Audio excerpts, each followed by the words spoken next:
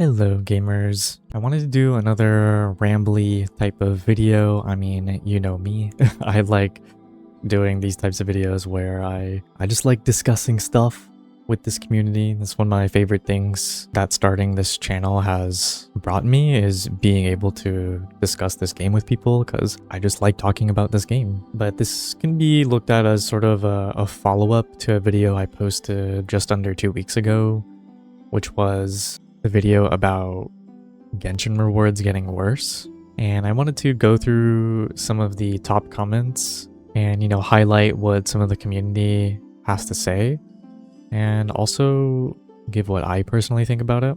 I think overall people are pretty disappointed or angry, I guess, about the event weapon reward that is just extremely low effort, right? Where it's just a recolor of a already existing weapon, which is the Melozine Claymore that kind of just looks like a cardboard skin, but it just feels extremely low effort, right? And Nyx here says they could have just added a free skin with a free weapon, but they decided to swap out the free weapon and then just give us a really lazy skin, right? Which is completely true. That's exactly what they did. I mean, Genshin has this tendency. They've been doing this the entire time I've been playing the game, where every time they introduce something new into the game or put some reward in some place, they always take a reward from somewhere else to compensate. And that feels really bad when they do this, because it's not like they tell you that they're moving these rewards around, it just happens. So when they introduce stuff like Stygian or Imaginarium, now all of a sudden we're doing 2 more combat end game events, yet we're still getting the same rewards every patch. And that, that is just because this is what Genshin does, right? They take rewards from some other place and then they put it somewhere else. They're just moving stuff around, reallocating where you get the resources from, but never actually increasing the amount of rewards you actually get.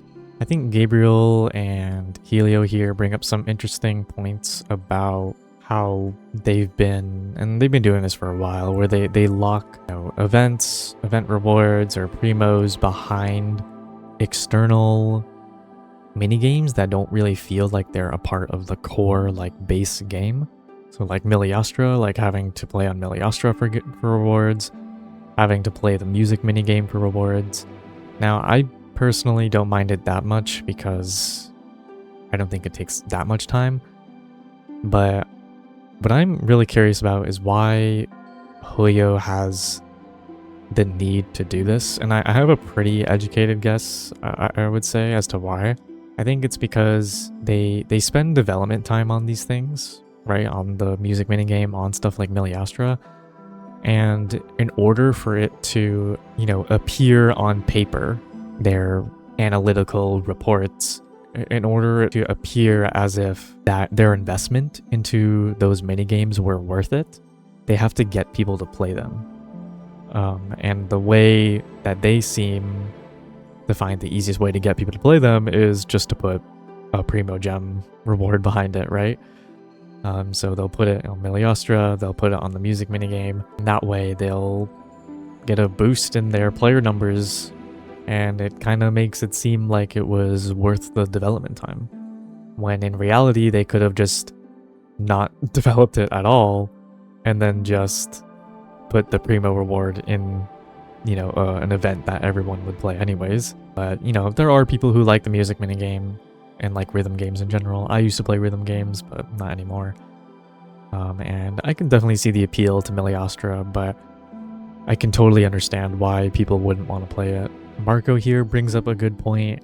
We haven't had fishing weapons for a while, and now they're taking away event weapons, and they're releasing characters where their signatures are really powerful and a really key building block on the character. And it's that's true, what happened to the fishing weapons? Some of these weapons are really good. And I personally think they're not taking away event weapons forever, right? I think they're just limit testing with the weapon skins right now, trying to see how little they can get away with in terms of effort. I think event weapons are probably going to come back. I think right now we're going through a little phase. Adam left an interesting comment here too, which is kind of the only comment like this, and I was wondering a little bit more about this because I did say in my video that Genshin was the only gacha I've ever played, aside from Star Rail, which I only played for like a month. I don't play any other gachas, so the rewards that I receive in Genshin I'm very acclimated to, and it feels normal to me because Genshin is the only gacha I've played. So I'm not used to other games giving lots of rewards and stuff like that, like, because I've never experienced that. So it was interesting to see someone comment about how, you know, they play 6 other gacha games and they get many more characters and weapons with way less spending on other games relative to Genshin. And I thought that was very interesting. And then this is completely true. They say here with Battle Pass and Welkin, completing a full patch doesn't come close to guarantee a single character, yet alone a weapon or constellation. And this is true. It also sounds like an insane idea to me because, oh yeah, being able to afford a whole character every patch, like a whole limited 5-star character every patch, like, are you crazy? Like, Genshin would be insanely generous if they did that. But if other games are like that, then Genshin is the really stingy one out of all of them, you know? I think Nick B here says what I personally believe. And I've been saying this in my live streams for a while now. I think it's just the combo of the low rewards with insane power creep, bosses that demand certain archetypes and are locked behind premium units or reactions, right? Like lunar reactions. If Hoyo did what they did for Honkai Star Rail and did more buffing of old units, that would be helpful and probably ease some of the backlash, but ultimately I can't imagine it truly fixing the problem right now. I don't think buffing old units, unless they buffed them to an insane extent, like made some of these old units top of the meta, which maybe they're doing with Stellar. I don't think buffing old units solves the problem that Genshin is creating, right? The problem that Genshin is creating right now, and like what they're trying to manufacture a demand for, is this very shill-centric gameplay where all of these combat events that we're playing have bosses in them, like the Moon Gecko, like Knuckle Duckle, like that one, you know, lunar purple dog thing that has a massive lunar shield. All of these mechanics and bosses are creating a demand for lunar characters that is sort of forcing free-to-play players or low spenders to pull for characters that they don't necessarily want, but they kind of need in order to receive the rewards from stuff like Stygian and Abyss and Imaginarium. And this sort of leads into what they next say, where there's the issue of some new units feel like they have missing parts of their kits to sell upgrades. And I think Genshin has been doing this for a while now, where they release a character that has a massive problem and then it gets solved if you get their C1, or it gets solved if you get their R1, right? Like, Genshin has been doing that for a while, but I think now more than ever, these new units that are coming out, these new characters are so much more reliant on other building blocks, right? Like, Skirk really wants Farina and Escoffier. Varka really wants Nicole and Durin. Nefer really wants Llama. And so it makes it feel like this whole lunar Nodcry era that we're going through right now is just Genshin's way of manufacturing demand to make us feel like we need these characters to complete this content. This just a very shill heavy meta right now, and I think this is kind of the main reason why the game feels so much worse these days, because at the beginning of their comment they say, I think it's a combo of the low rewards. I know the rewards feel low, but if you actually tally it, if you look at the total amount of wishes we got from regions like Natlan, if you compare 5.0 to 5.6 and you compare it from 6.0 to 6.6, the pulls, the amount of pulls we are getting is the same.